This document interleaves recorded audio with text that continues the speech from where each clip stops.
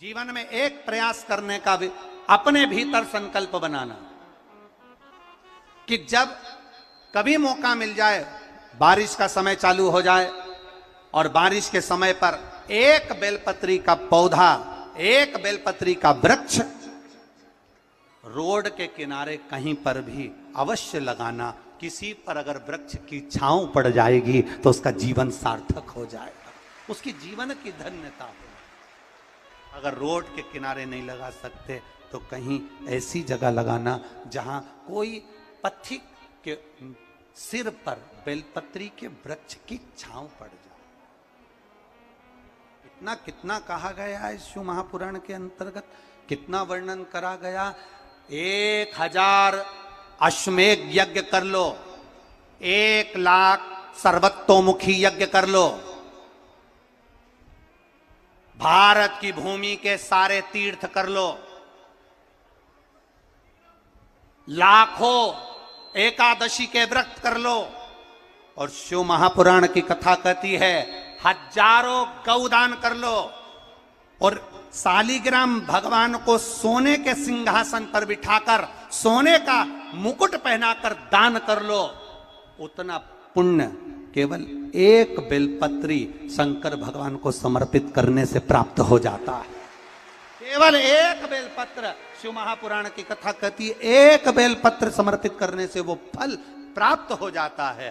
पर बेलपत्री भी कभी कौन से वृक्ष से तोड़ना चाहिए, कैसे वृक्ष की बेलपत्र होना चाहिए।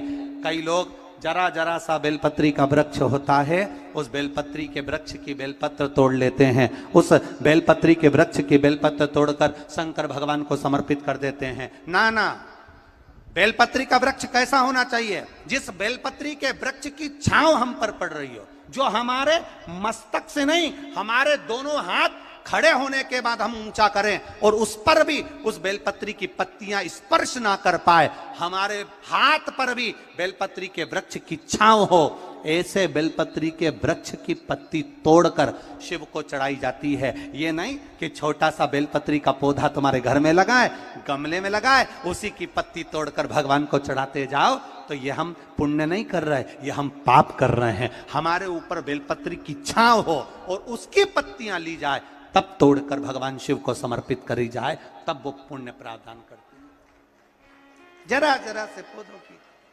पत्तियां हमको पुण्यता नहीं देगी, जरा जरा से पत्ते की पत्तियां हमको पुण्यता प्रदान नहीं करेगी। पुण्यता तब देगी जब वो वृक्ष बड़ा हो जाएगा। जब वो वृक्ष बड़ा हो जाएगा, उस वृक्ष की मूलता बढ़ जाएगी।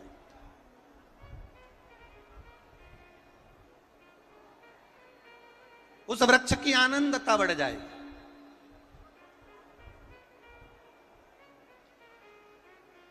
आप करो भजन। कई लोग यहां बैठे हैं ऐसे, ढेर सारे, एक दो नहीं, यहां पर बहुत सारे ऐसे बैठे होंगे। सावन का महीना आया, बेलपत्री तोड़ना है, पूरी की पूरी डाली तोड़ कर लिया है, डाली तोड़ के लाए, पत्तियां निकाली, डाली को उठाकर फेंक दिया और उस पत्तियों को पूरे मोहल्ले में बांट दिया। जी जी तुम भी लो, काका जी तुम भी लो, फूफा जी तुम भी लो, मामा जी तुम भी लो।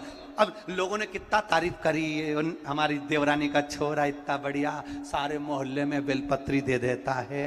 पर वो देवरानी के छोरे से एक बार तो पूछना कि कितने नरक में पड़ेगा जो तूने सावन के महीने में पूरी डाली तोड़ी है। जरा विचार करना, शिव महापुराण में लिखा है बेलपत्री के वृक्ष पर से बेलपत्री जब तोड़ी जाती है तो पत्ती तोड़ी जाती है, उसकी डाली नहीं। एक डाली भी अगर बेलपत्री की टूट जाती है तो उसके दूसरे अर्थात दूसरी पीढ़ी, जैसे आज वो पिता बना है तो उसका बेटा, उसके घर में संतान फलीभूत नहीं हो सकती अगर डाली टूटती है। तो पत्ती तोड़ने का नियम है, डाली तोड़ने का नियम नहीं। पत्ती तोड़ने का नियम है। अब पत्ती तोड़ो, चढ़ाइए, बेलपत्र लाइए, चढ़ाइए, पर डाली तोड़ने का नियम हमारे यहां वर्णित नहीं करा गया। डाली तोड़ने का नियम हमारे यहां नहीं बनाया गया। शिव कथा कह रही है, भगवान शंकर का संवाद कर रहा है, शिव महापुराण की कथा कर रही है, हमारा किया गया